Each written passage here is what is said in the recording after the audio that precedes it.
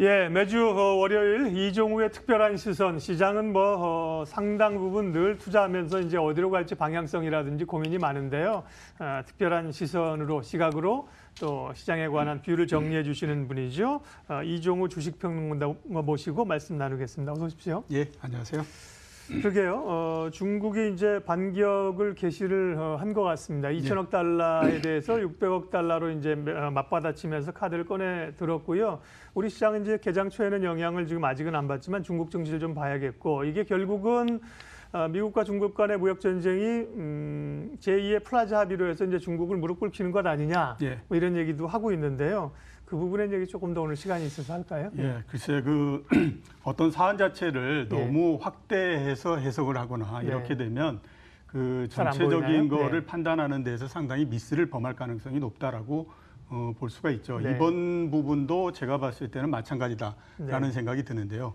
그러니까 우리가 두 가지를 한번 생각해 볼 필요가 있습니다. 2008년도에 금융위기가 나고 난 다음에 금융위기를 수습하는 과정에서 왜 많은 나라들이, 특히 선진국들이 그 보호무역이라고 하는 것을 배제하는 그런 것에 대한 합의를 냈겠느냐 하는 것들에 대해서 한번 생각해 볼 필요가 있는데요.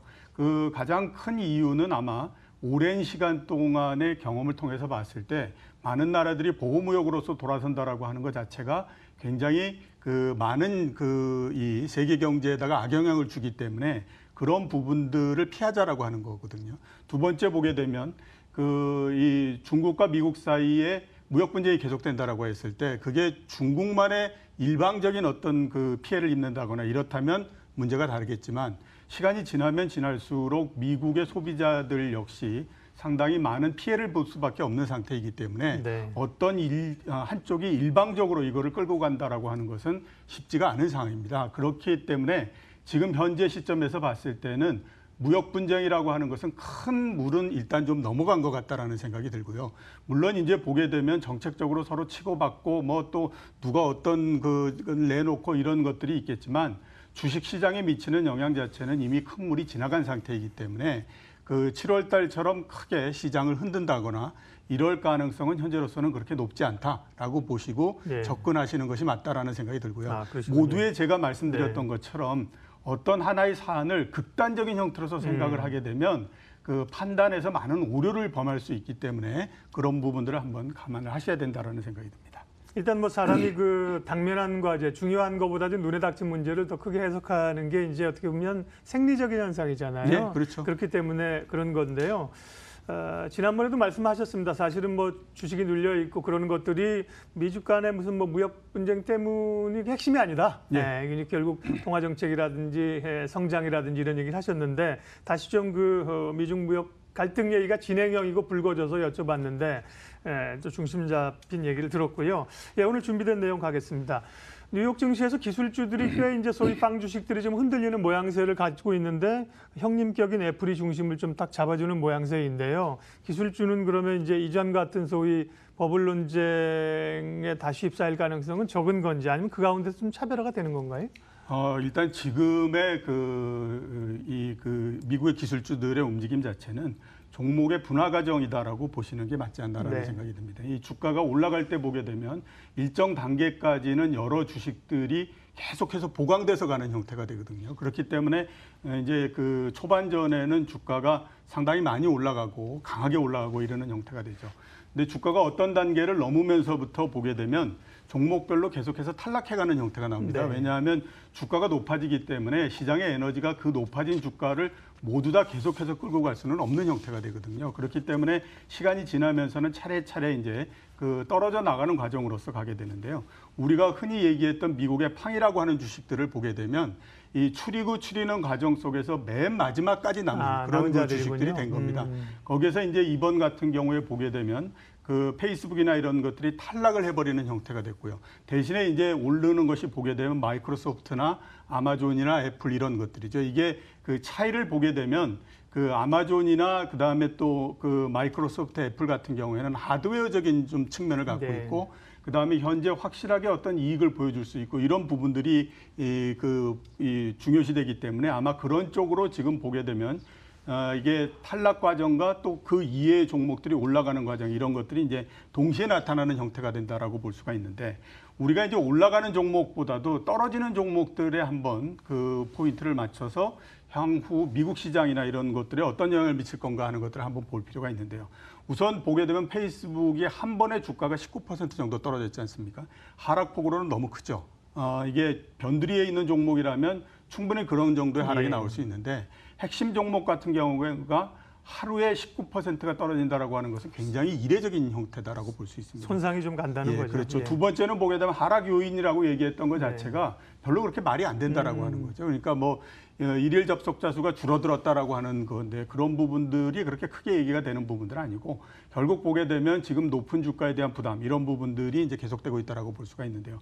이런 국면 자체가 계속된다라고 하면 시장은 어떤 형태로서 반응을 할 것인가 하는 부분들에 대해서 우리가 한번 생각해 볼 필요가 있는데요. 잘못하면 시장 전체가 좀 흐트러질 가능성이 있다라는 생각이 듭니다. 예를 들어서 보게 되면요.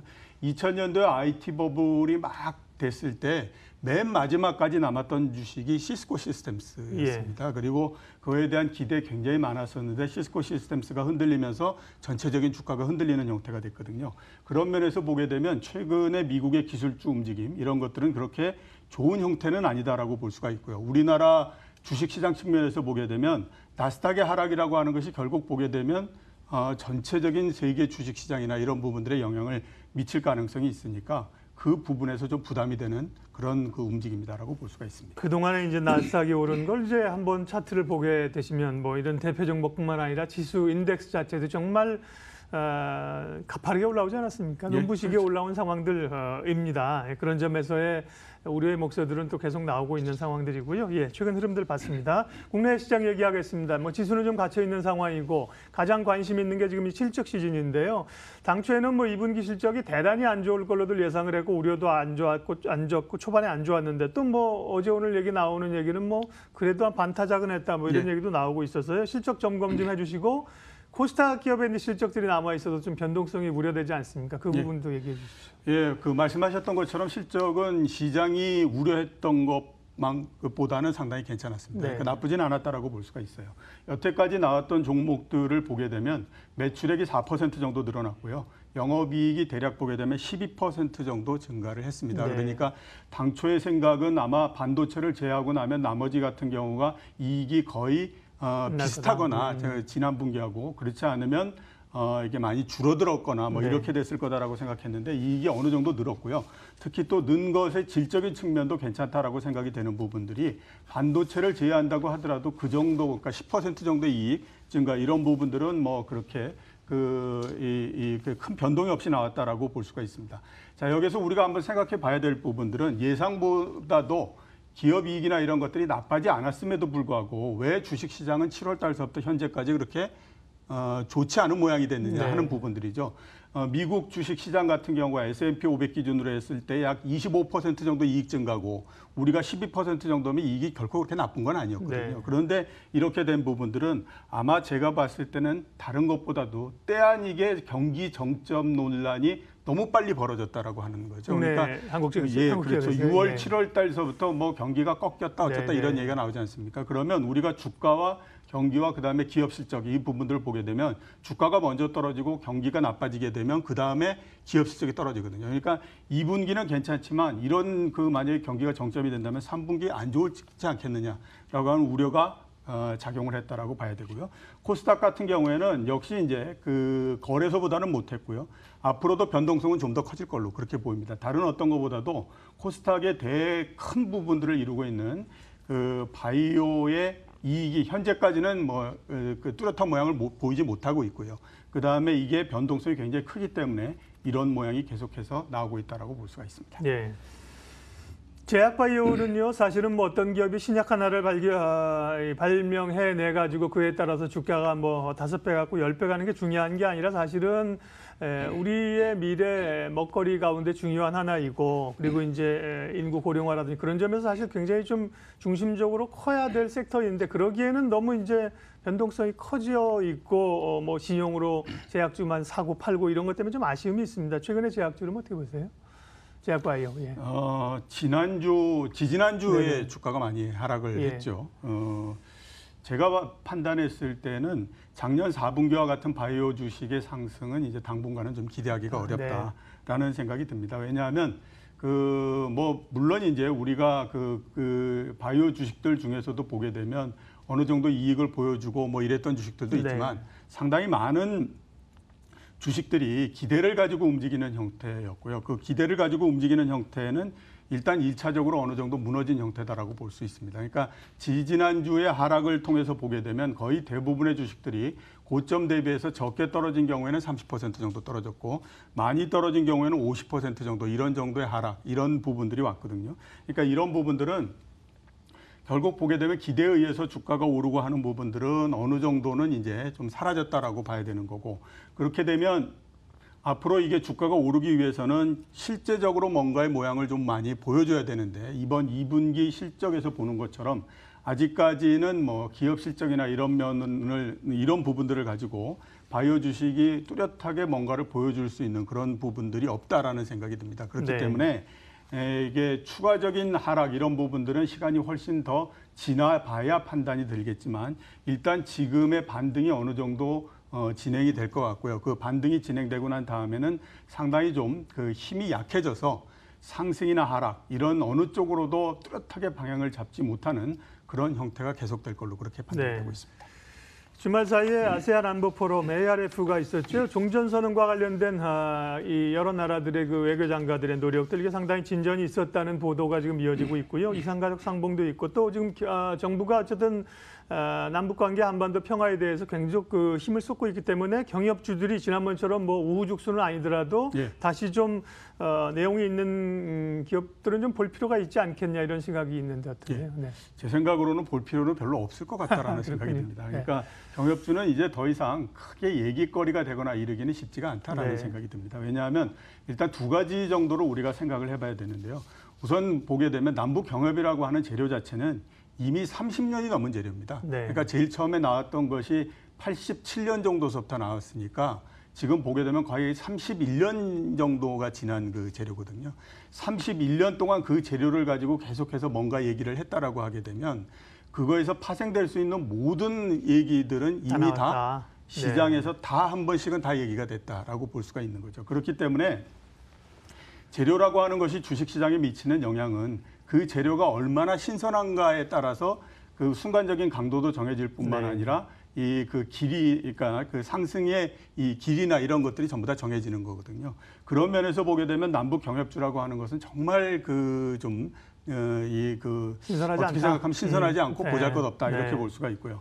두 번째는 보게 되면 최근에 진행되는 부분들을 한번 우리가 생각해 볼 필요가 있는데, 남북 정상회담이 있었죠. 북미 정상회담이 있었죠. 그러니까 그 재료가 앞으로 나올 부분들을 보게 되면 이 현재 그동안 나왔던 이것을 넘을 수 있을 정도의 재료, 이런 것들은 당분간 나오기가 굉장히 어렵다라고 하는 거죠. 그런 면에서 보게 되면 두 가지 모든 면에서 이 그 경협주 이런 부분들이 그렇게 크게 역할을 하거나 이러기는 쉽지가 않다라고 볼 수가 있습니다. 기대 좀 해볼 만하지 않습니까? 했더니 뭐 아니라고 직설로 얘기를 해주셔서 정리가 확 됐습니다.